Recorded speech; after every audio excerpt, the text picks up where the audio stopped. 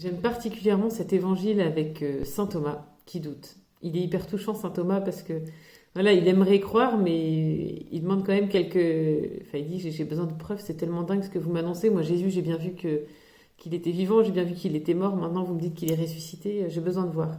Et nous, on est aussi comme saint Thomas, faut pas le prendre de haut, ce Thomas, parce qu'on est un peu pareil. Et dans notre vie, régulièrement, on demande au Seigneur des signes.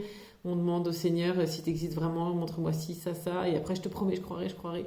On demande des signes. Et en fait, il faut faire gaffe parce que dans les 10 commandements, on nous demande de ne pas mettre notre Dieu à l'épreuve. Et Jésus sait que c'est dur. Évidemment, il sait que c'est dur de croire sans avoir vu. Il le dit d'ailleurs, heureux ceux qui croient sans avoir vu. Et bien, c'est nous qui croyons sans avoir vu. Et cet acte de foi, je vous assure, aura sa récompense dans les cieux, parce que bien sûr qu'il était plus facile pour les disciples de croire puisqu'ils ont vu tous ces prodiges sous leurs yeux. Bien sûr qu'une personne qui a des apparitions ou un mystique, en fait, il a même plus la liberté de croire. Il est obligé de croire avec tout ce qui se passe dans sa vie. Et nous, l'Église de la terre, l'Église des vivants, eh bien, on a cet acte de foi à poser régulièrement en disant Seigneur, je vois que du pain, mais je sais que c'est vraiment toi.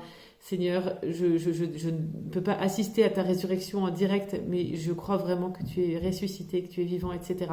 Donc posons ces actes de foi avec joie, en sachant que Dieu sait ce qu'il y a dans nos cœurs, Dieu sait qu'on a du mérite de croire sans avoir vu, et il nous le revaudra.